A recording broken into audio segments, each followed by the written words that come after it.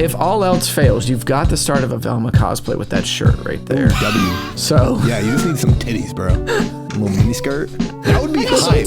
Wait, if Cole showed with titties and a mini skirt on GDQ stage, that would be fucking lit. Wait, why are we force sending Cole? What happened here?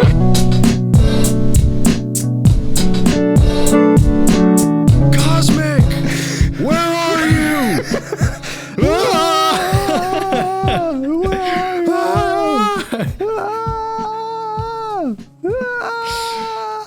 Cosmic is not amused at all. Cosmic, do you think you'll ever put TTS on your? Oh wait, let me make sure I'm not streaming. What kind of stupid fucking question is that? I'm actually recording this now. I wouldn't. Hey, Cosmic, I respect you too much to ask you such a dumb fucking question. Okay, man, I got you. I feel like his reactions would always be very dry, like that. I think your mic's muted. Cosmic, where are you?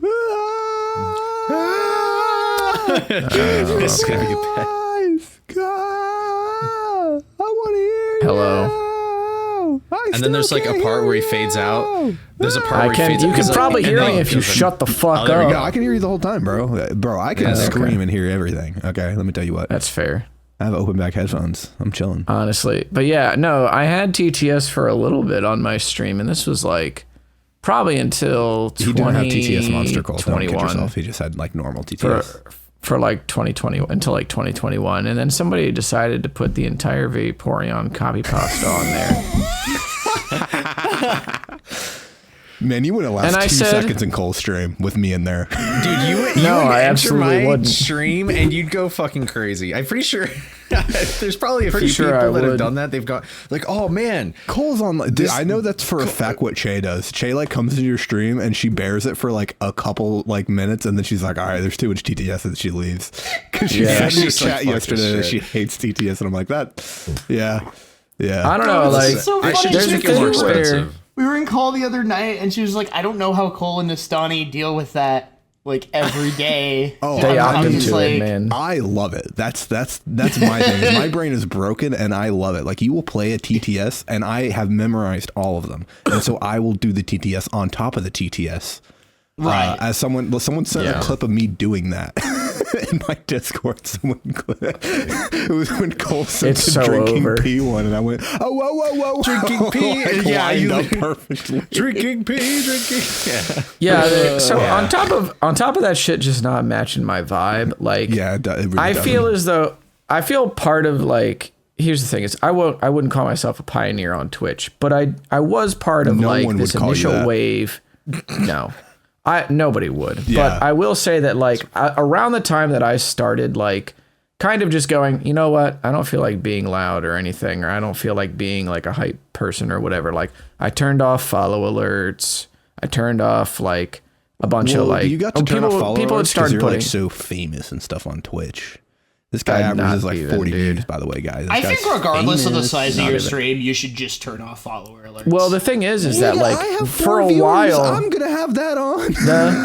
What are you talking about? I need the thing was for a long time is that like follow alerts were like part of the meta, and then if at some point it just shifted, right? Like, and I was part of that wave of people that were like just turning off a bunch of shit.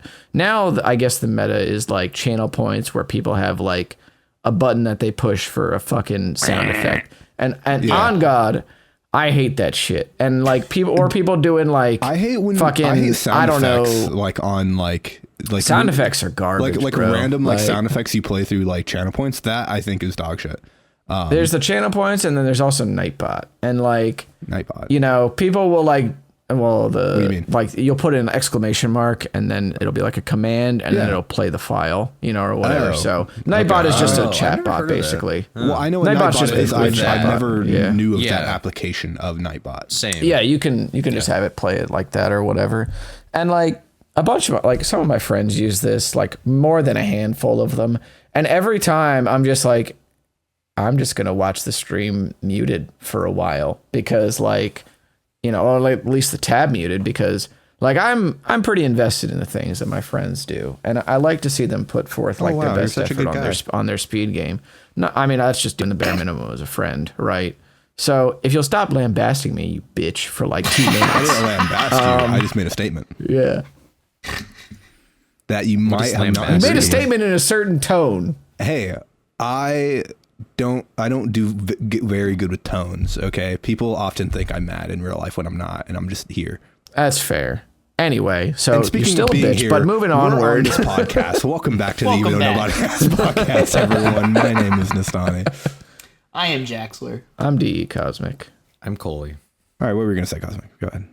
So basically, like I'm invested in the things that my friends do, and I like to watch their streams, like to see them work on their speed game. But if I gotta hear like the same, if I gotta hear that shit, or like if I gotta hear the person that thinks they're like that is just like so amused by the keys jingling, you know, from the sound effects for like a whole minute. Damn it, I didn't have my keys next to me. Dude, I don't have it. Yeah, I was about to do it. I'm not doing it because yeah, like no, I mean, it's just like just jingle anything in front of you. Like I don't know, you could even have like a cable or something, you know, or whatever you want to do. Jingle bells, Batman smells. Okay, that is what I'm so. You've got to turn off the jingle bells, dude. I told you to turn off all the song ones. You've got to do it. The song ones will drive you insane. I feel like the jingle bells at this point is kind of a meme now. It's just been played so much. But anyway, yeah, maybe. Okay. So that's gonna be fun. So I clicked over to my my window and accidentally clicked over to my thanks for watching screen. So if you could just edit that out for like the 2 seconds that I was on that. I probably won't. To be honest. All right, fair enough. I think it's kind of funny. Yeah, that's fair.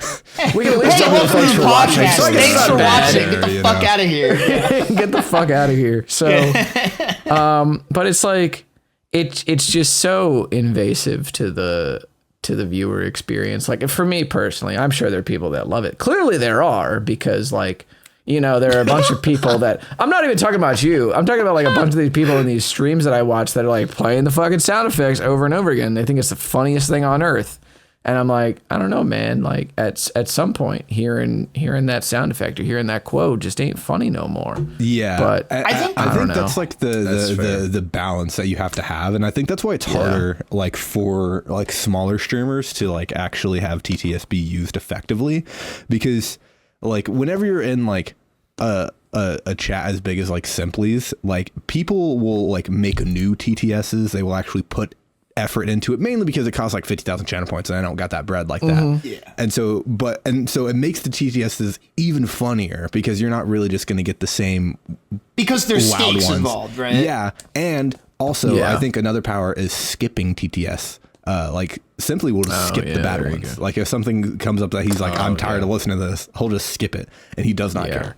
And I think that's like I should probably start doing that. You should definitely do that. So not only do you have to like spend a lot of channel points, but you got to make sure it's good so he doesn't just skip your shit over. Yeah, exactly. Which is, I think, is good. There's a lot of like TTS, because we're talking about TTS Monster, which is not normal TTS. And in case anyone doesn't know what TTS Monster is, you can basically have like Obama, Eminem, and like Joe Biden and Shadow say stuff, and it's in their voices, and it's really fun. Okay.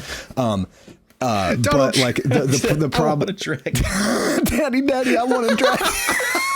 Anyway, so oh god, I want the biggest dragon. Cosmic, you and I are so eloquent for this conversation right now. We're like just on like the total opposite spectrum. We're locking in. So LeBron, we're locking in. Fuck off. I'm locking in on my point. Whenever you get into like a lower stakes, because like you don't want to have the channel points too high, because then you're not going to get any TTS, because people don't typically watch smaller streamers like that, so they don't really going to have that many channel points. So you have to keep it low. But then also, a lot of people don't actually know how to use TTS like properly. So then you get what happens on Cole's stream yesterday, where they all spam Chloe screaming over and over and over again, which is like dog shit. Like it's not good. Like I would rather listen to Chloe moaning rather than screaming, me personally. The screaming one just gets tired really quickly. Who's this Chloe? Like all she does is scream and moan. Yeah, that's all she does. That's all people do. But it's ridiculous. I need to up the price and I need to skip. That's what I need to do. Yeah. I think skipping is like the criminally main low. Yeah, you just have to skip. Like, I think that's the biggest W you can do is skip. Yeah, that's probably it. But but you run that risk. But also for me, it's worth it because my brain is completely rotted, and I love the Simply streams where he's playing Tetris and he has TTS at 5,000. And it's just never ending, and it goes constant. That's my guilty pleasure on Twitch. I think that like give me. Yeah. I'll just do it all the time. I think that there is obviously like somebody's got to do it, right? Like if somebody doesn't monetize it, somebody else will. Dirty jobs with Mike Rowe, Twitch streaming and babysitting chat. Yeah. It's just one of those things where like it's not much, but it's honest work type deal. It's just that like I am so very like anti streams being like Tamagotchi level engagement, right? Because like the channel point stuff.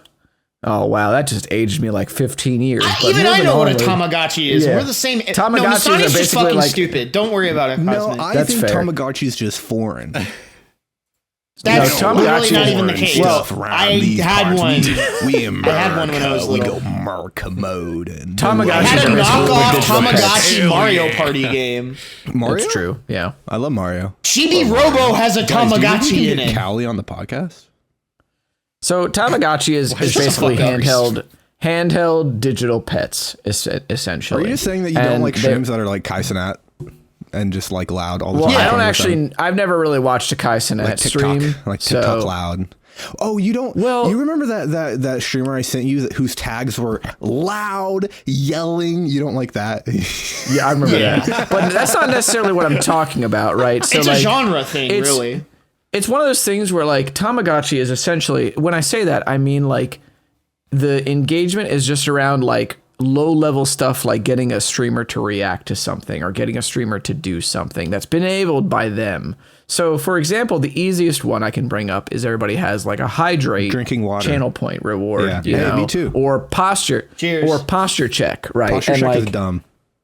I think it's dumb because it's like, oh, you're just like, you're clicking a button to make somebody do something and then they feel obligated because you spent your channel points or whatever.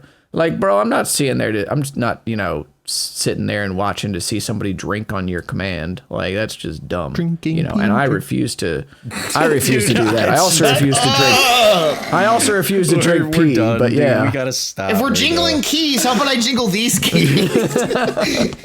How about you jingling nuts, Jack? All right. Anyway, we have more important things to talk about than TTS. So let's move on. True. So let's talk about the elephant in the room. Let's just get it over with. Fast 52, Fast 51 is on the docket. I will preface this. No, I'm done. I will preface this by saying that Ludwig, if you could have just waited a week so that we could have done this on the anniversary of the podcast. Yeah, that would have been really nice. That would have been swell. That would have been a great full circle moment. We're going to announce that I got in because I submitted to Fast. Right. Definitely. Okay, never mind. Accept it with an old ass Fire Emblem. Never mind. Ludwig's back on the menu. It's okay. Yeah. So for those of you that have been following since episode 1, Fast 50, which was Ludwig's speedrunning charity event, that was the first thing we actually talked about on this podcast. And I was a staunch Ludwig defender. We're bringing it back. I just want to say it. I was a staunch defender, and I thought the event was good. I was a staunch like 60 pounds heavier. So like I get it. I think both of us. Cosmic, did you submit anything or? No, I actually forgot because I've been so busy lately. So you still got submissions time. are still open. Oh, okay, sick. All right. I didn't know if it was like the last time where it was like a week to do anything. So nope. Well, the event is in like 3 weeks. So if I get in, I'm going to be sweating because I have not played Fire Emblem since. I think the only hang up for me is I haven't played Pumpkin Jack. It's like kind of. I think the only hang up for me is like I'd probably have to try and swing taking a Saturday off. And the thing, I don't have any doubts that I could get something in. I mean, there's some doubts probably because the level of competition is probably unreal, right? But I think that what I've put a lot of time into, what I've invested time into as far as games, has a pretty good shot. I think you have the highest percentage chance out of all of us here, in my opinion. That's probably true. I mean, but maybe Night 100 Frights is like the game that Ludwig used to play. No. Like that's not. I mean, I submitted Fire Emblem and Sacred Stones. I submitted my top tier. I don't know what the fuck you're on. I submitted Pumpkin Jack, so it's like... Yeah. We submitted our top tiers. Pretty top tier. Yeah. The problem is that I don't know any modern Scooby route.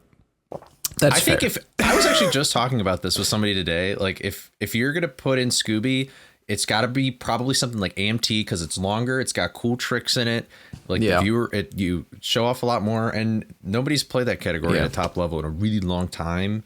And like, there's a bunch of tricks in there that are just like horrible to do. See, if I were actually good at like Devil May Cry 3, I probably would submit that. But probably the go-to for me is Devil May Cry 5. Yeah. No, 5 is definitely what you should submit. The thing is like, I mean, I'll just be real. Like, we're kind of short-staffed at work right now in the county that I work in, so I don't really get a whole lot of Saturdays off. So it's possible that I wouldn't even be able to get that one off. I had to request off for the Saturday last Saturday that I had off, just to go to like a co-ed baby shower, basically. So you that showered was a baby. That's crazy. No. Yep. So no. They gotta get clean too. But no, I'm kind of in the same predicament with work because like because our other guy is still out because he like maybe has cancer, maybe not. We don't know. Damn. Okay, that escalated quickly.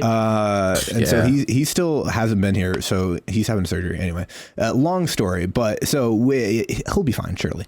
So I've been working like 6 days a week, like for like the past like couple months, which has been really fun. Very sustainable during school. Yes. Like if I get accepted, I'll just be like, yeah, I'm leaving.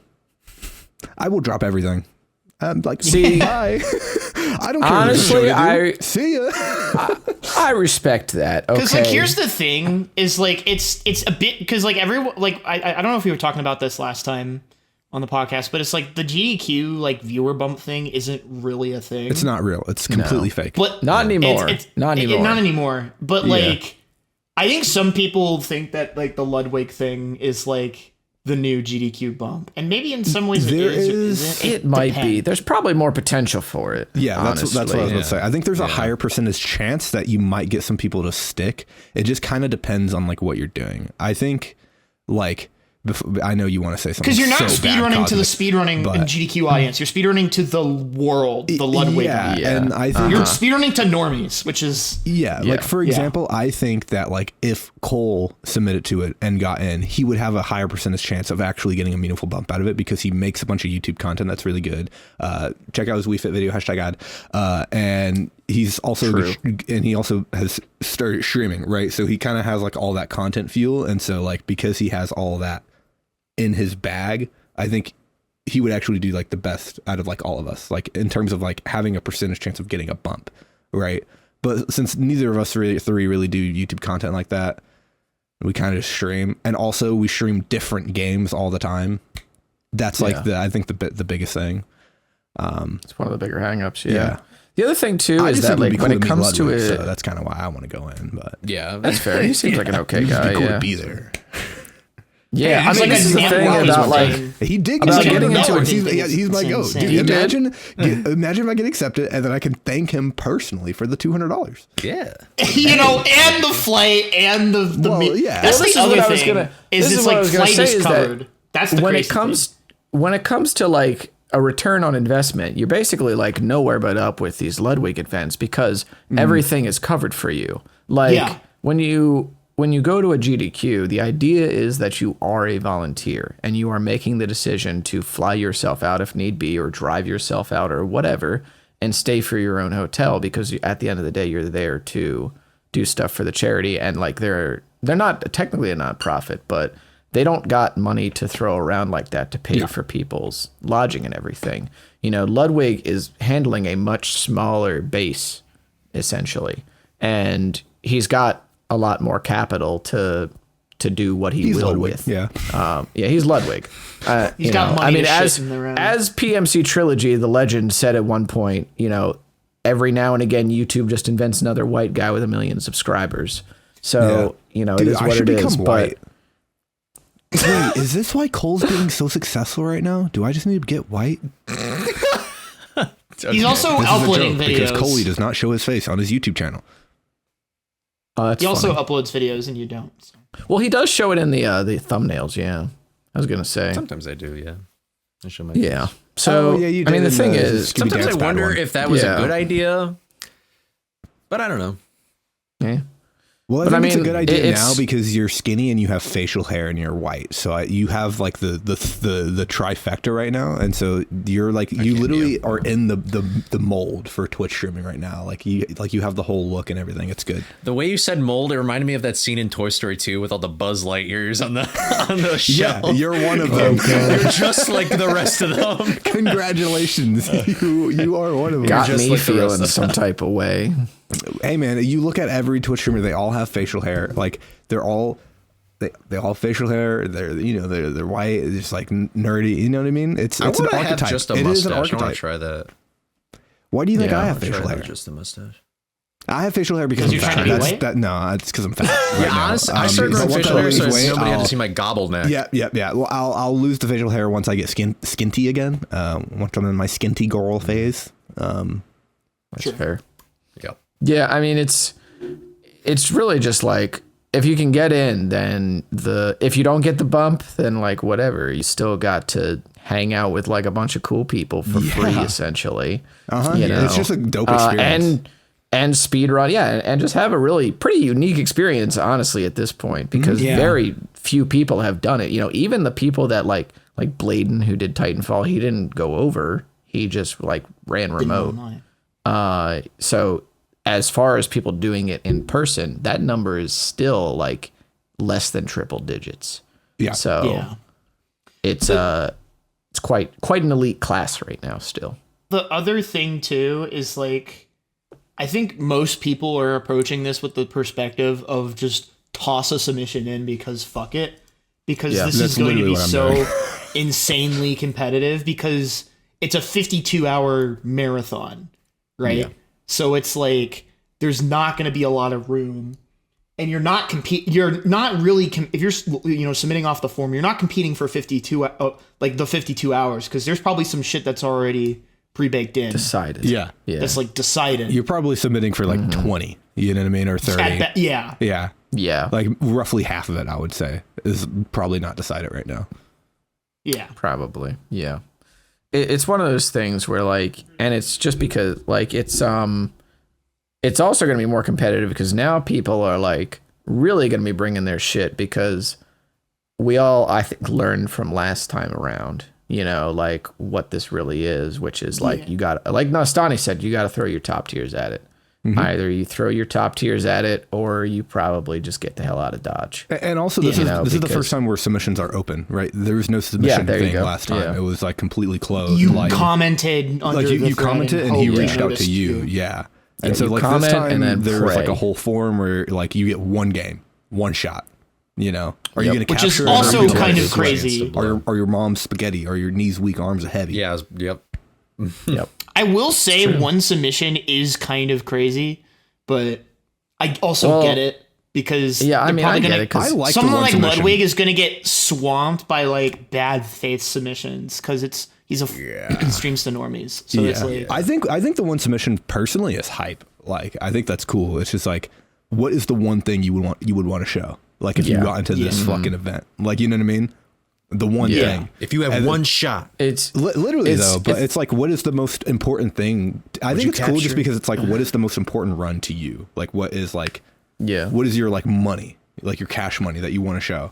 And for me, I thought that was interesting because like I thought of all my runs and then I was just like, Fire Emblem. Like that's the one I just did the best on. Like it's not close. You know what I mean? And it's also a top tier. Smile. These organizers and Ludwig have kind of like a unique privilege in that when people were first submitting to like these big marathons, it was when speedrunning was like mostly budding. So, you know, who was competitive and what games were big was, you know, kind of different and kind of just emerging. And now this is a like, and that was people submitting stuff that like they really, really cared about. And like they really just, that was their one thing that they wanted to show to everybody. Right. Yeah. And now a lot of speedrun showcasing is like, what is the next thing that you want to show to people, you know, and continue like showing people why the hobby is so great. Yeah. They're in a unique position where this meta of whatever, between charity marathons has been established, but they're reeling people back to, okay, if you were submitting to GDQ again for the first time, or you were submitting to your first big marathon, again for the first time, what are you going to do? And it's a unique thing because we're now 10 years out from the first GDQ essentially. So, or like 15 years out at this point from the first huge marathon that caused speedrunning to blow up. Damn, so 15 years ago I was 10. 15 years ago I was 20. So you looked at your wrist and there was nothing there. Look at the time. I should get going. Yes. Oh, Autobots roll out. I'm aging. I don't know. On like another smaller note, I am kind of grateful that this event exists now because like traditionally speedrunning has not been great about having events on the West Coast of the United States. Like you had Calithon for a decent bit, but that shut down, and you have GDQX, I guess, but we can talk about the last GDQX and how fucking bad that schedule was. That's a whole nother thing, right? But like, Fast 52 is kind of filling a niche of like a West Coast speedrunning event, even if it's a bit harder. It's probably going to be the hardest thing to get into in the speedrunning community, frankly. I think you can take it probably out of it. Yeah, because it's weighted. If you're simply, you can get in. You know what I mean? Exactly. Yeah, that's fair. But if you're not simply, you're not getting in. You know what I mean? Nope. Cole, I think you should submit to it. By the way, unironically. Serious? I don't know what I would have to like. Just throw 80% could be early. Just throw it in. Toss it. Okay. You have nothing to lose. Literally nothing. And then if you get in, you're already the Scooby guy on YouTube, dude. You've got so much Scooby content people can watch. Like dude, come on. That's a money shot at the end of the run. Yeah, just become the Scooby guy. That's true. Put on the Green Goblin mask, bro. When does it close again? Oh, wait. Or you could submit Wii Fit speedrunning. That could be a high. No. Dude, he might take the Wii Fit speedrun because that shit's dude. So, and then I would feel you like robbery. Like I'm not an actual Wii Fit speedrunner, bro. That's fine, bro. If you can give the best showcase. Remember that conversation we had about everyone at Fast 50 not being real speedrunners? Like, come on, you'd fit right in, I didn't agree with that conversation. No, I didn't either. But I'm just. It's called a reference. I was happy that event went on. I didn't care it was all white guys. I thought it was cool. What really completes this is the shirt that says you signed up for this. You signed up for this. That's really completes this picture. I also found really funny like the tweet that Ludwig made that last year we did XYZ and only one racism allegation. Oh yeah. And I'm like, I don't know how I feel about that. I think this is rage bait. No, it was I think this is rage bait. Yeah. I think this is rage bait. That's good though. Probably is, yeah. I will say this though, Coley. If you submit and you don't decide to put the sentence, hopefully we can fit this into your schedule at the very end, I'm very disappointed in you. He would either think that is really funny or he would be like, fuck this guy next. Yeah. It's a coin flip either way, dude. Yeah, you might as well just flip the coins. Like you're just creating another coin flip within the coin flip. If you have two coin flips, you have a more percentage chance of getting a yes than a no. That's not how percentages work. It's still a 50-50, but like shh. It's true, yeah. Yeah, probability. When does it end? I'm looking right now. I'm trying to find Wednesday. 2 days from now. Is it Wednesday? Ooh, that's rough. What do you got mean? time. He submit your BB. The form literally takes half. For I'm not me, gonna watch the game. No, of course. Oh not. yeah, that's true. Yeah, that's also the thing about this thing is that like I don't even think there's a watch the game. It's just they're gonna say, oh, Fire Emblem. Oh, I know that game, and then they're gonna read the description, and then they're gonna say yes or no based on that, and they may click on. Like if they're like really that's curious, possible, they might click on and like do like a skim, a third through, 2/3 way through, near the end, and watch for like 5 seconds at each of those intervals. They're gonna hit what I did in my run description is I put like 3 timestamps of like here's some cool movement tech. Give them 3 time codes. That's probably a way to do it. Yeah. Kind of just like in the form itself. Where I was just like, platter, hey, to get a better idea, click these, right? For sure. And that way, that also lets them skip past the parts where I mess up on the movement, and they just watch the parts where I like nail something. That and works it looks even better sick. for Pumpkin Jack because you're like, hey, go to this timestamp, and then they go to it, and then you go boom off a lamppost, like across the whole thing. Like, that's hot. Hell yeah! It's very flashy. That's a good tech. Yeah, I'll do that next year whenever I submit Code 20. You should. I will say this as well on record. You should do that for every speedrunning event you submit to. Yeah, I do that for GDQ. Yeah, pretty much. Yeah, for GDQs especially. I just didn't think about it. I think that the caveat, right, is although I generally agree, is that if you aren't going to put timestamps, you should have like full faith that if somebody clicks around your speed game, they're mostly going to be invested in what's happening. Yeah. Because if they click around to random spots, like try and just click around yourself and look at random points in the video. Moment to moment. And if you just go, if you think to yourself, what a wonderful world. maybe let me skip to the next thing, then maybe just put some timestamps, I've got a little bit too much faith in my games and I don't do this. So don't really be like Well, you me. also run Devil May Fucking Cry. So like, I don't think... Dude, I'm running the bouncer at the next GDQ. That's true. So also, you ran a lot of Devil May Cry. That's true. But no, I mean, that's why I like for my submission like video, I just submitted my GDQ video because I'm like, you can go to literally any frame of that and it's funny. So like, I feel like pretty confident that like if they could do that skim and it would be like, oh wow, this guy's funny. Unless they like hit a donation plug moment, in which case, but like, yeah. That is one of the cool things about like having like a GDQ run is that like it kind of is like a nice little thing to tack on the resume for other marathons because you're probably doing a bunch of explaining in your video. So then this kind of cuts out like your worry that the commentary on your video is adequate. Yeah. Because you can just use it for anything else. Like now, if I'm going to submit Devil May Cry 5 to somewhere else, I just link my latest hotfix video from Speedrums from the Crypt. Because I just solo comm like everything on that run. And I'm still the only person to hit mission 13 skipping a marathon. So that's cool. Yeah. But that's also because I'm the only person that's done marathon runs of DMC5 lately. But don't worry about that. Go. Oh, wow. Don't worry about it. Wow. Guys, I'm going to learn. And I still can't PB with that skip. 1, 2. Throw up. 2. Also, speaking of because GDQ, sorry, real quick, I'm just like I'm not gonna let Cole get out of this. Like Creepy Early is like 20 minutes. It's like a 20-minute estimate. True. You know what I mean? Because like you can fuck up Creepy Early a lot, right? Yeah. And you're not even gonna sniff 20 minutes, even if you're fucking dog shit. Like you could look like how you look like when you're playing the Scooby Nuzlocke, and like you would still finish in under 20 minutes. Jeez. I don't think I want to know, bro.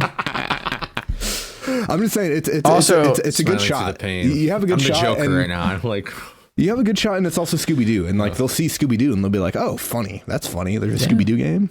Dude, you want to know what my dream is? I submit to GDQ next summer, and I get ripped, and I want to dress up like I'm like Shaggy in like live action number 2. Where he's like Matthew Lillard. And I would be like, dude, I want that would be so bad. I want that so bad, bro. You don't even know. That would be WGA. I need to get started now if I really want to. Well, you're doing Wii Fit Sundays. Wii Fit Workout Sundays. You're on your way. No, no. Yeah, buddy. You're doing Wii Fit Workout Sundays. Every Sunday, buddy. I'm all about the healthy lifestyles. You also got to get the ultra. You got to get the Ultra Instinct wig as well. If you want to do that. So, ooh, that's a good idea. That's good. Look, it writes itself, bro. It writes itself. And listen, if I don't get ripped, then I'll do the Scooby. I'll do the Scooby onesie or the Scooby costume or whatever. I also have the honestly Scooby a Scooby. Still. Yeah, a Scooby. A Shaggy cosplay. The great thing about a Shaggy cosplay trailer, it's like there's no air conditioning. The air conditioning unit broke, so it's kind of like is that a Shaggy cosplay works if you're skinny or ripped. Okay, you just gotta cosplay a different version of Shaggy. You just can't I'm get what you are right now. I'm skinny fat. Yeah, you just can't get fat right now. Maybe I should start doing 2 a day, like 2 workouts a day, and then honestly, eat the 200 grams of protein, take the creatine. That's what we're doing. This is fucked up. Eating like sweets and macaroni. I think you'll be good. I don't eat sweets or macaroni. Yeah, then you'll this be is fine. fucked. But that's honestly, why you're a skin T legend right now. if all else fails, you've got the start of a Velma cosplay with that shirt right there. Ooh, W. So yeah, you just need some titties, bro. A little mini skirt. That would be hype. Titties? Wait, if Cole showed with titties and a mini skirt on GDQ stage, that would be Wait, fucking lit. why are we force femming Cole? What happened here? Wait, how did we get here? and he doesn't wear glasses. I do wear glasses. I was actually Dude, on my stream 2 days ago. I can't find my On my stream 2 days ago, I was wearing like a teal blue shirt. Shut up. I was wearing a teal blue shirt, and everybody just thought I was like, "You're a young Steve. You're young Jack Black Steve from Minecraft movie." I'm like, "Shut up." Chicken jockey. I honestly, Yeah, and then everybody started saying chicken jockey. I thought you were going for like the male Velma thing, like with the shirt. Gender bent Velma is insane. Gender bent Velma pod. Dude, okay, that would be hype. I come up with like, Dude, you know what you should do for gender bent Velma? I'm ordering you should get like a creatine right fade now, on bro. like one side, and then have your hair swooped over, like get the lesbian cut. You know what I mean?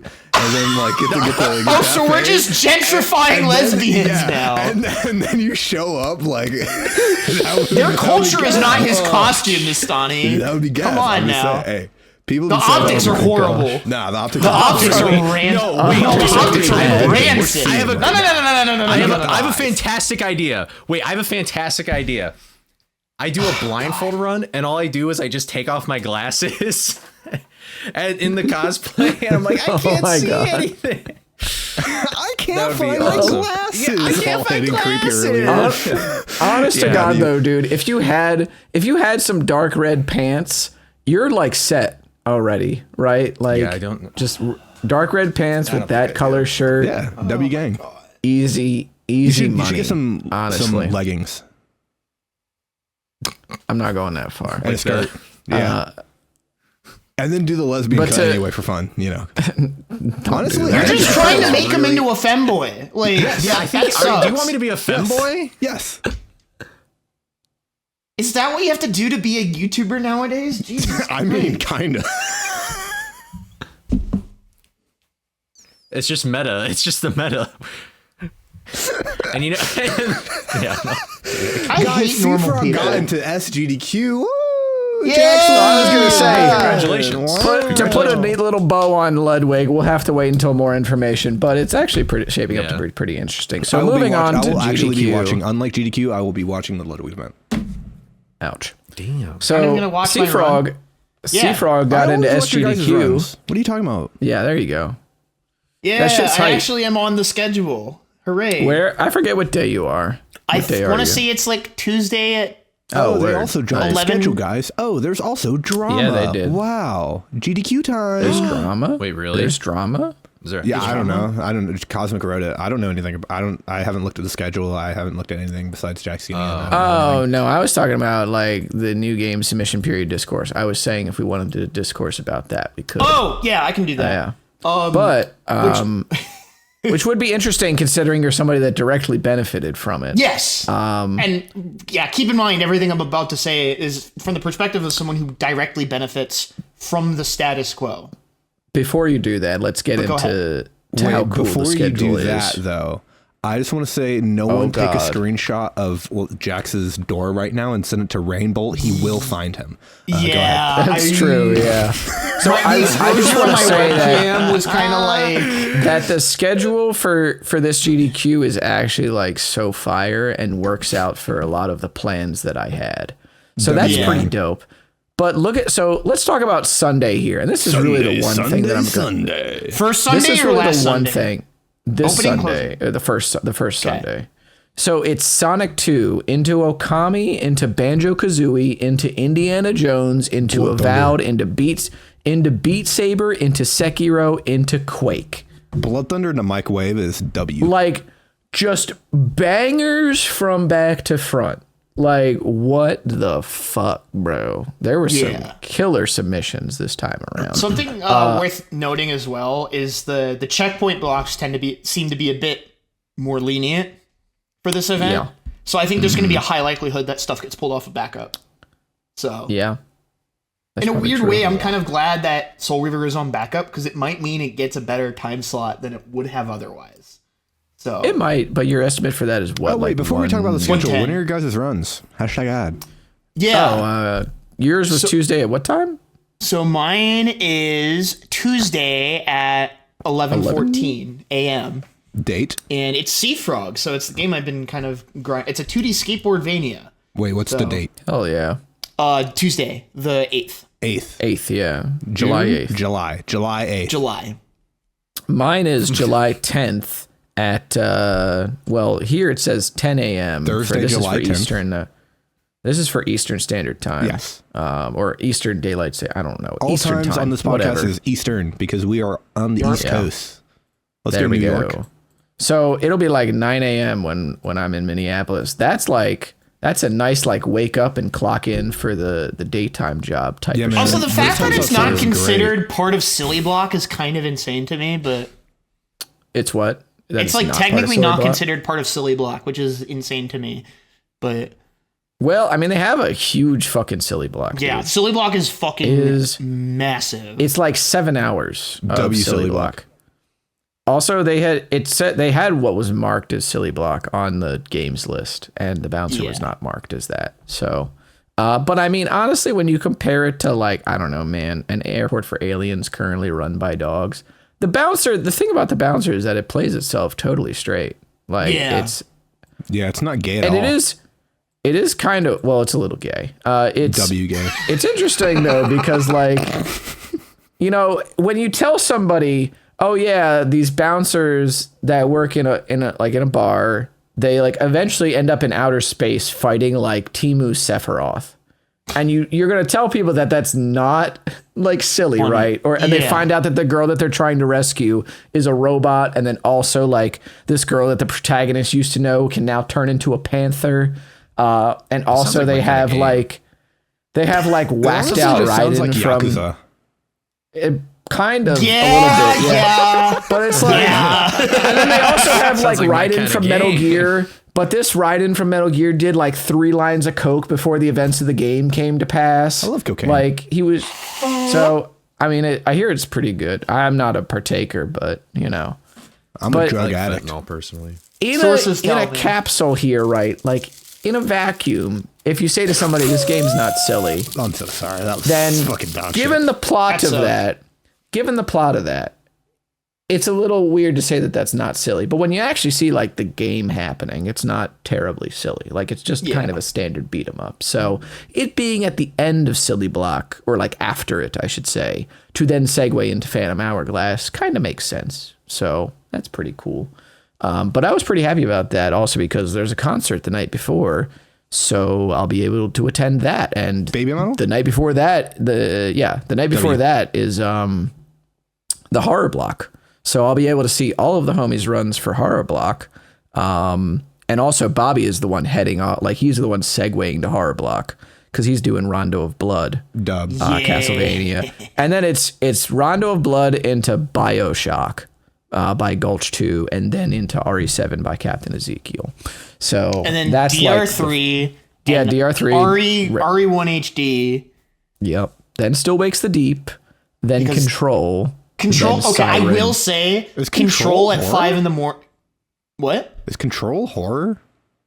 Yeah, kind of. It's Alan Wake. It definitely. Universe, so. Well, I should say this is that Control definitely has a lot of like horror imagery to it. Like, there's a lot that is really just kind of freaky in that game. I didn't know. All I saw was like the hot girl that's red. So I'm not. I am scared of Jesse Faden, but not in the same way. So you're like intimidated by her sexually, is what you're saying. Yes, basically. It's like I would agree. I am horrifically attracted to Jesse Faden. Yes, that's fine. Yeah. So, good taste. 5 a.m. Control. Honestly, this kind of makes sense because this is the game's 3rd time around the block. Get it? And block. GDQ blocks. You're not funny. I get it.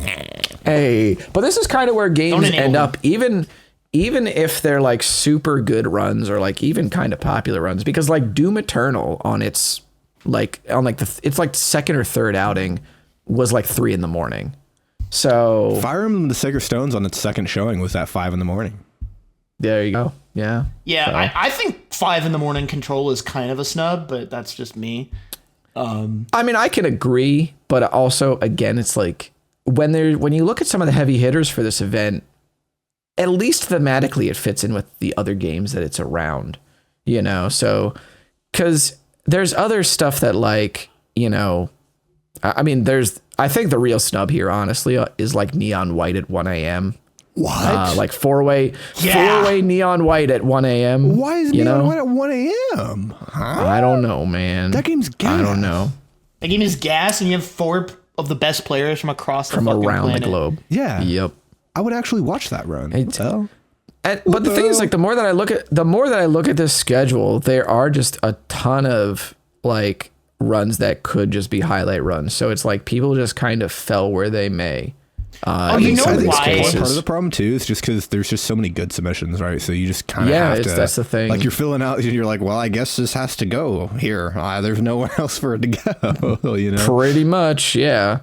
I mean, like, they have like Pseudo Regalia at 4 p.m. Yeah, Pseudo Regalia got prime know? time, which I am so fucking. Oh god, that's gonna be so good. Which, honestly, I'd rather games that are like kind of newer to the spotlight there get that opportunity than seeing, you know, Control or Neon White where they're supposed to be. Yeah. Because then at least you get more eyes on some I would agree games. with Control. So. I do not agree with Neon White.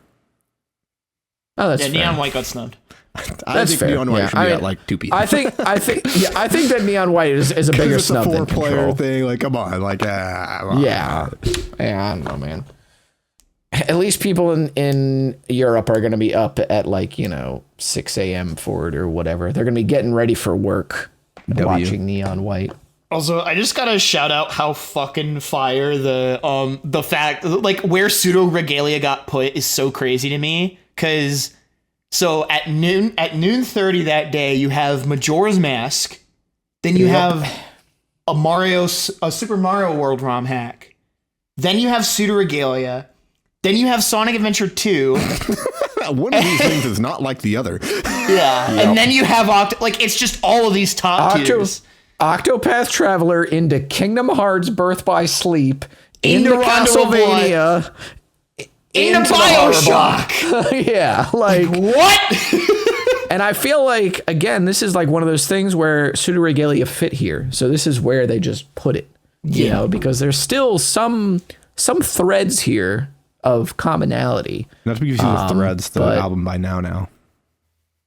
That's fair. Also, I like how Cole is asleep. I mean, to be fair, it's no different than what he normally does on the podcast. So yeah, I wasn't even going to acknowledge it. That's fair. Bro, he just gave us the Princess Diana wave. That's crazy. Princess Diana died in a car crash. Yeah. Ouch. But yeah, there's a lot that works. I just realized none of you know that reference, but that's good. I don't. It's fine though. But yeah, I'm really looking forward to this week. My Tuesday to Thursday this week, dude, it's fucked. It's so fucked, dude. Yeah, I'm dead, dude. I'm dead. Dude, my Tuesday is fucked because my run's on Tuesday, and then Pseudo Regalia is a couple hours later. Ouch. So that's gonna be really fucking fun. I might have the opportunity to just do what I do best, which is just to fucking talk the whole time or close to the whole time, and like lead the couch, and I fucking love doing that. Hell yeah. Oh, so yeah. I guess we can talk about this new game submission period, Discourse. Wow. Yeah. Yeah. So the new game submission period, for those that are unfamiliar with this, it used to be called second submission period. They've now changed it to new game submission period, so that makes a little more sense. Essentially, games that come out pretty well into the year and like pretty close to submission dates or after submission dates close. There is a second period for those games to get routed and submitted because, you know, new game, new hype, that sort of stuff. What people need to understand about GDQ is that where possible, GDQ does not want to have to, and this is how most marathons should be, and I think is you don't want to have to generate all the hype for a run. A game's hype should be to some degree self-generated. What is it? Self-generated, yeah.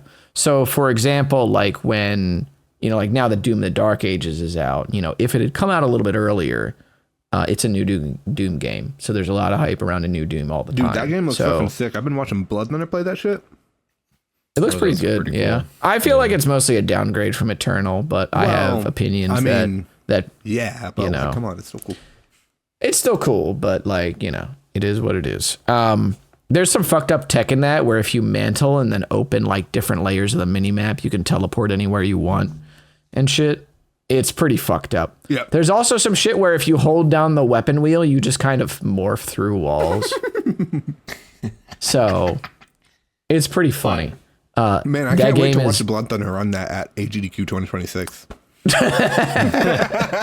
Or whoever it ends up being. Yeah, whoever it ends up being. But let me put it this way. If Blood Thunder decides to really put his nose to the grindstone, and that guy's run a lot of Doom. Okay. If he really decides, I'm going to be the one to run this at a GDQ, he'll end up being the guy. Unless Mike Wave hops on that shit, and then we got a real match. Then we got a real match, you know.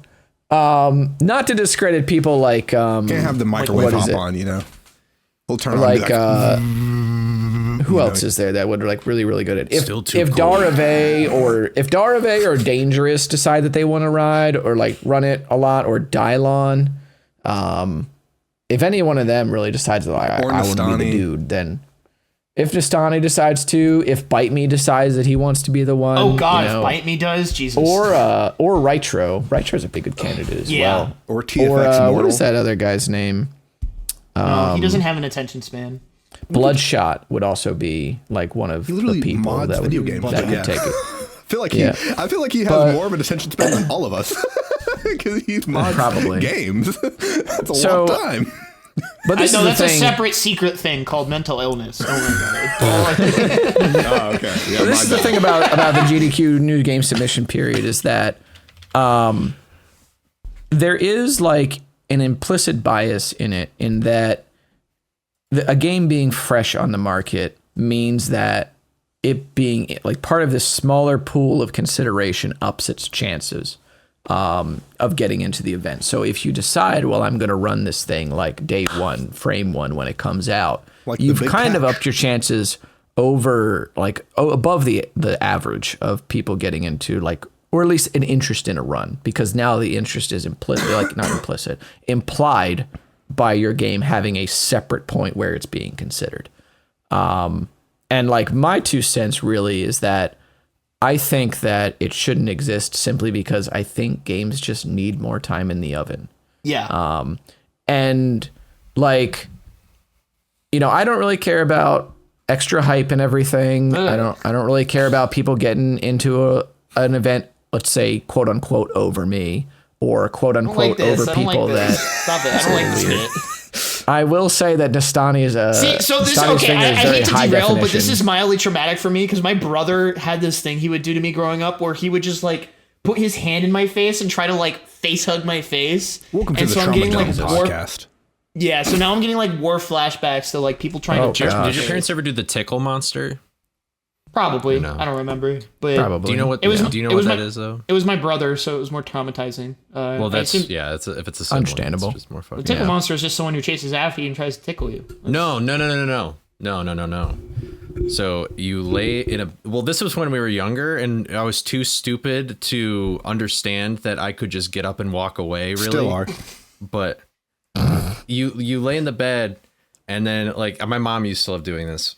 And I thought it was really funny. And she would go like this, but she would like slowly the claw go down. Yeah, the claw. Your mom hit you with the claw machine? That's crazy.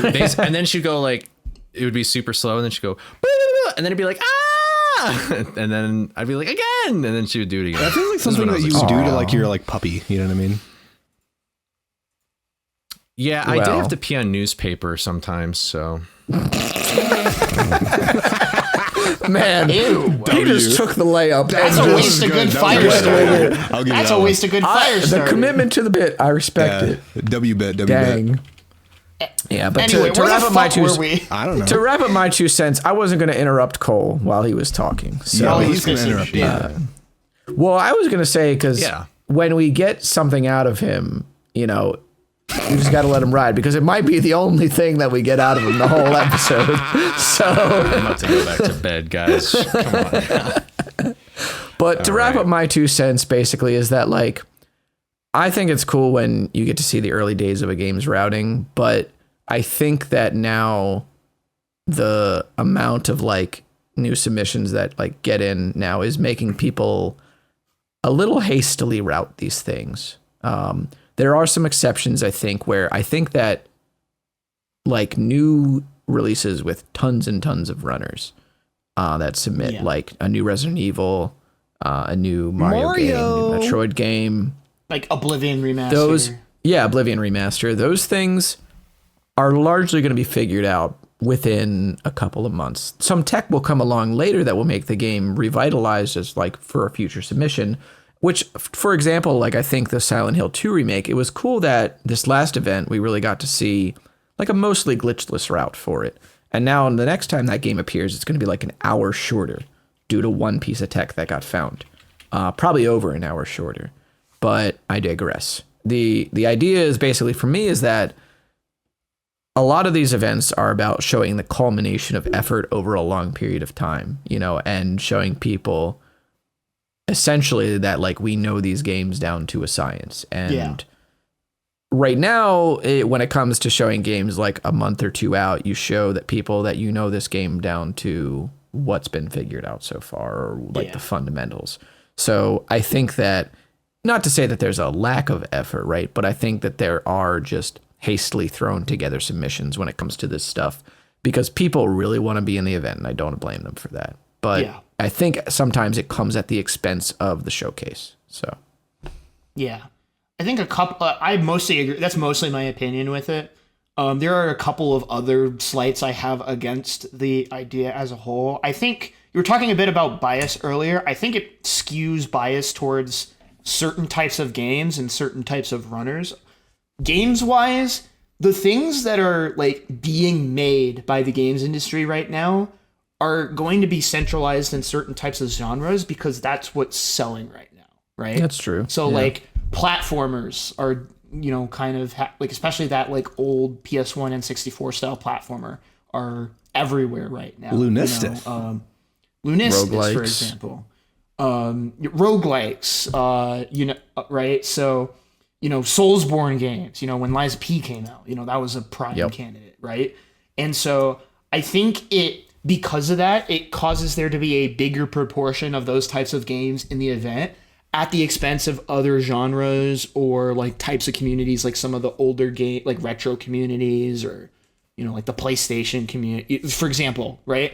So I think it favors that, but it also favors the people. So this is a broad problem with speedrunning where the biggest like determining factor as to your success as a speedrunner is time, money, resources. Okay. That's just the truth.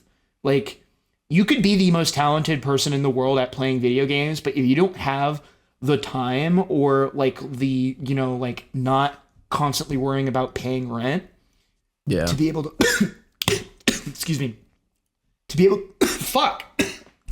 You good? Went down the windpipe.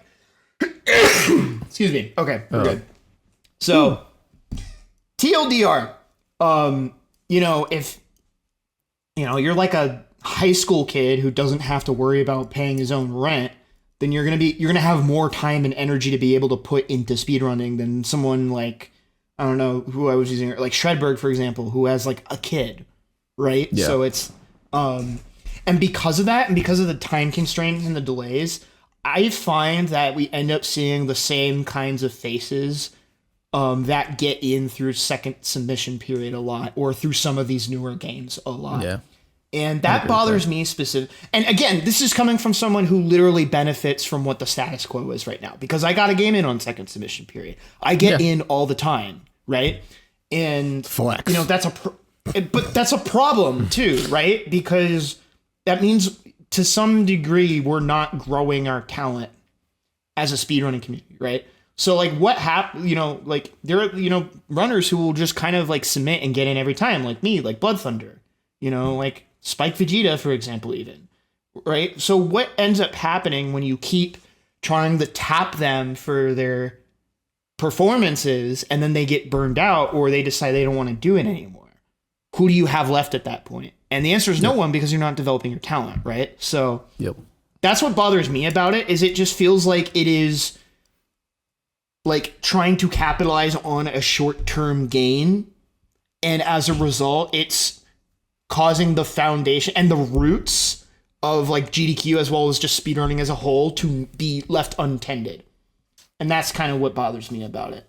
I agree with that, because I mean the thing too is that it does also favor like full-time content creators as well. And I think that to some extent, it's good that the people that have all this time to spare are using it to do showcases of new games, you know, because if anybody's going to have the time to make sure that showcase is good, it's going to be one of those people. Yeah. Yeah, and there's two sides to that coin. Yeah, there absolutely is. It's just one of those things where, like, a big reason why I'm able to do the runs that I get to do is because I always have like 5 games I can submit, because I have time to have 5 games ready to submit, because I can't work. So it's like, there you go. It's just one of those things where, like, I think that to some degree, like, if people want to be in the marathon, this is pretty much entirely a meritocracy, right? Like, you have to make sure that the best foot that you put forward is better than the next person's, or it's at least better than enough people's to get in. And even with the second submission period, it's still largely a meritocracy. It's just that there is the caveat of, look, dude, the game is carrying you a little bit here, you know? Yeah. But at the same time, it's like, I think to a degree, it's not as organic of a submission as somebody like, even, you know, like when you and I go out hunting for new games, right? We're often not hunting for the new thing, you know. Yeah. We might say, oh, if this game comes out, I'll run it. I can probably name like on my entire like one hand on a couple of fingers, like, between the two of us, when a new game has come out and we've just like rammed full steam ahead. It doesn't happen often for me, for sure. And also, you know, you could probably lower that even further by the amount of times we submitted that kind of new game to a GDQ, you know? So it's a little weird to me, because again, I think that a lot of this is about the culmination of a year's worth of effort, and things are a lot faster now, both, you know, figuratively and literally, where games get figured out faster, times are lower than they've ever been. It's harder now than ever to be a top speedrunner than it has been in the last 10 years. Yeah. But there's just some that just don't really sit right with it about me, where you just look at like a handful of games and you just tell those people, you know, and this goes for pretty much any marathon that does it. You know, like you just kind of tell them like, yeah, we'll give your run some extra time to be looked at, you know, like we're going to look at it amongst a smaller group. If you really want it to be a meritocracy, it has to be looked at. You just delay submission period and then you have them in with everybody else. Yeah. You know, so, but on the other hand, of course, if none of those submissions are good enough, then they just bring in people from backup and go, yeah, okay, but and that's the thing that bothers me. They say that, but they never do it. They never do it. Oh, they wow. never do it. I think also just to like play a little devil's advocate and just kind of push back a little. I'm not sure if like GDQ is the place to grow your talent, right? There's so many other like marathons going on all the time. Yeah. And that's really where you're supposed to be growing your talent and like getting the runs and like getting reps on them like over and over again. I think yes, but also no. Like, I did so many runs of like frights and all these like random marathons, and then all the way through like for years before I ever got accepted into GDQ to do Lunistus. Granted, it wasn't frights, so it's an imperfect thing, but like I was still honing my, you know, marathon chops there, so that you're whenever still figuring out how to perform. Yeah. Sure. So like I figure out how to perform, and then I'm like, okay, I am good enough to be in GDQ. And like I don't think GDQ is a place for someone to figure out how to be good. I feel like you still need to be good already to be there. And so that's why, and like maybe you're referring to something different with the like growing your own talent or whatever. But to me, like that's what that means, is that like you're growing your talent, like you take a chance on someone and hope that they get good or whatever. And it's just like the way there's a cat. That was a little cat. That's cute. So the way I agree with you, but I think the way I see it is different. I think, you know, running at online events and stuff. Cat. I don't know who's. Every time I see the cat audio listeners, I will meow. Fair enough. So you know to look back on the screen. But I think my thing is the way I see what you've described is kind of, if we're using like a Smash Bros or fighting game analogy, it's the difference between like, you know, honing your craft at locals versus traveling to go to a bigger event. Like, you can practice all you want and get really, really good at your local or what have you, but there are specific things with regards to going to like a major or super major that are a lot different environment wise, right? Like, not only the types of people you're going to be around and working with, but it's like the vibes are different. The stakes are also different too. That's the other thing, is like the GDQ stakes and like the pressure to do well at a GDQ is a lot higher than it is to, you know, for like a marathon, because, you know, there are just more eyes on you. So is that a different cat? There are two cats. I'm gonna check. There's a kitten. There's a kitten. It's okay. Rainbow will find him, and then we can go look ourselves. True. Yeah. There's two different cats. Judging by the direction of the sunlight, and I think that you know, interestingly enough, right? It's like gradient. True. Oh, the Indiana sky dude. The federal gradient. Anyway. So what I will say, right, is that like I think that it is not GDQ's, like, it does not need to be their function to like get people to be good, because that was kind of their function at the start, you know, because they were really the only game in town. And I think that now that responsibility has spread out, you know, to a lot of to things like hotfix or hotfix and or even to an extent RPG Limit Break, you know, for people that run certain types of games. And I think that GDQ is something to like work towards, you know, because that is kind of like the final test, right? Or one of the final tests in terms of your ability to showcase a game, or, you know, having your game be interesting enough to even get on the schedule too. But it's like, I kind of go back and forth on this stuff, because at the end of the day, whatever GDQ staff decides is like best for their company, I'm just going to kind of roll with, because I'm not really in their shoes, you know, or anything like that. But because that is the other thing too, is that, you know, we talk about this stuff, but at the end of the day, they do have to kind of stabilize, you know, as a company. And they're not necessarily in the points of luxury that they were in before.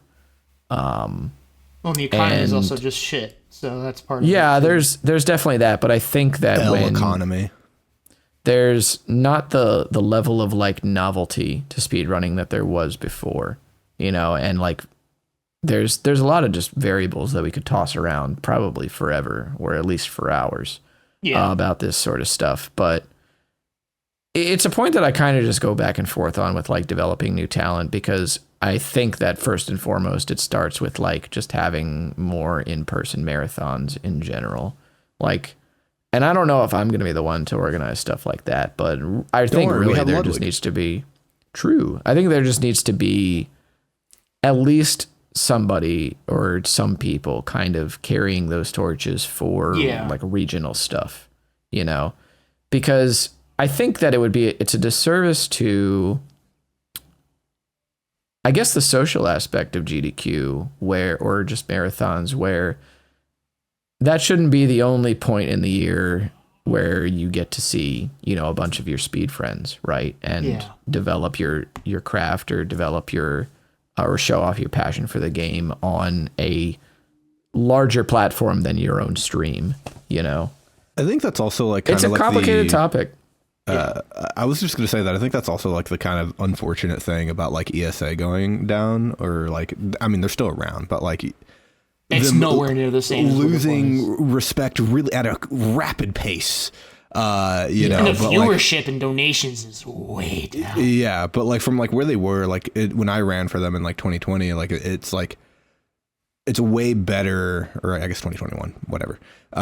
Like that was like, it was good to have another like big dog in the scene, right? Like it wasn't just GDQ, like you had ESA for all the European people. So like I think like I think it's good to like have the regional based thing, but I think also with like the US, I think there could be more of that. But I think Europe just kind of needs like another big dog to step up. Yeah, Europe needs something. Because you might argue it's speedrun nowadays, but we'll see. Yeah, it just depends on if it takes off, right? But it's that's what we need is like just more like competition. I think if you want like, lesser known things to get in, but it's also just kind of the thing where it's just like, at some point, I don't know how many more events you can create where like people still will want to watch, because like speedrunning for a majority of people is kind of like a one and done thing. Like after you watch a speedrun, a lot of people don't really see the point in watching it again. Like I feel like it's a lot. It's like, oh, this is novel. This is cool. Ooh, this nice showcase pog. Yippee. Yeah. I'm not going to go watch the streamer though, like reset to the same trick over and over again. Like that's not how most people view like content. Those are like the more hardcore like Twitch frogs who like really like live streams and stuff like that. But like for, I think the mass majority of people, like you're not really going to have that kind of like a following, like, cause even if you really think about it, like the Mario runners are not that big. Like let's keep it a stack. You know what I mean? Like in terms of like, are they even like regularly 1,000 average or no? Most of them, no. Like the only one that really is Simply, who does other things, and Squeaks, who basically isn't a Mario runner anymore. He does like actual streaming stuff now, and he's like been on Cuties shows and whatever. And like Simply's also like in like the Mizkif S-fan like crowd, and so he's done a lot of other things off stream, like like regular stream stuff. So like if you look at like the actual like top runners who play the game, Callie's top 5, he has like anywhere from like 70 to 100 viewers. Ouija has like, he hovers around 500 ish, and then Green Ouija has done it again. He hovers around again like 500 to 700 to 300. He's really weird. He actually fluctuates really hard. I actually don't really know his averages very well, but like point being, like it's not like every Mario runner is just like clocked at like over 1,000 viewers, right? Like they're not going live and they're not farming like 1K, 2K. Like it's very unconventional for like any like speedrunning, even at the highest level, to be that popular. And so I think that's another concern for me with it, is that it's like, what is really the ceiling on this craft? Like I just think that this craft is like, fortunately or unfortunately, however you want to view it, I think there is a cap to this, and I think that's like, that's been kind of like, I mean, that's why, like, I mean, me and Cole have talked about this so often, but it's like trying to think of like what to make with speedrunning content is so hard, and it you always just end up becoming small, and you're like, let's do a challenge video. It just turns into a challenge video. You know what I mean? Right yeah. And they're cool though. Like I have watched almost every video Small has made, because they're great videos. But you know what I mean? It's just like, what can you really do with speedrunning like so far? Because even Small, he started with speedrunning with Mario Odyssey and stuff, but then he just like, you know how he hit? Pokemon mods and Pokemon challenges. Like, you know what I mean? Isn't speedrunning anymore, and it's just like, granted he still speedruns, I mean, but like you know what I mean, like it's like, that's the thing too, right? Is that like you kind of have to catch the wave when you can. So like, and it's also like it's like in a way you use your speedrunning like skill though in order to do these challenges, right? So it still like translates somewhat, but like when people don't view it as speedrunning, it, like it might be speedrunning to you, but not to most people. I don't know. Anyway, well, that's what I kind of mean about like catching the wave, is like, this is why like to an extent a new game submission period exists, is because like maybe those viewers won't be around when the game is actually developed, because they'll have moved on to something else. News cycles. So you kind of have to, you have to catch them when you have to catch them in their donations when you can. Yep. And it's like, even though I think that ideally it shouldn't exist, like it perhaps is a necessary evil. Right. I have a different, I think it should exist, but I think it should exist very limitedly. Like, I think what Jaxler was saying, where like, they're like, oh, we pull from backup runs.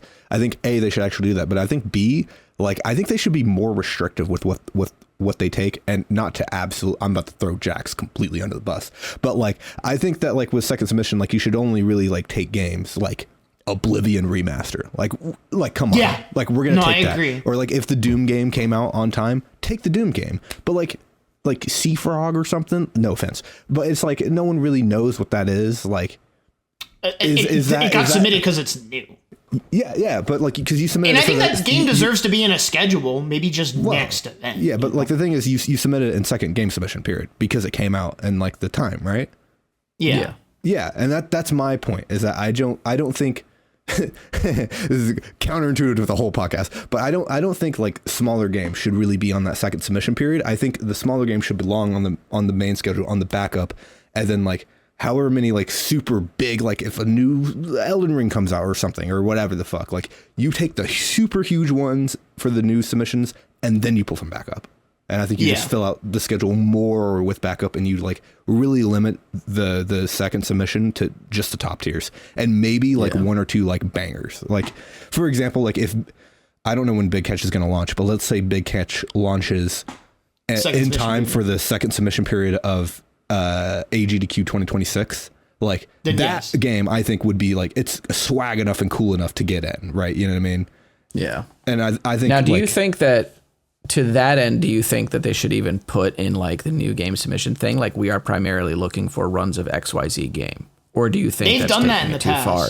Oh, have they? Okay. Yeah. I mean, honestly, like I think that would be cool. I would be like, hey, I think that would be lit. I think I would love that. I would be like, hey guys, these are the second submission games periods that we're looking at. And then if you have anything else that coming out in this time that you think is cool, you can submit it. But these are primarily what we're looking at. We want runs of this. I think that would be really cool and transparent. And then you have, okay, this is what they're looking for. And then like, you know, I think making exceptions to that.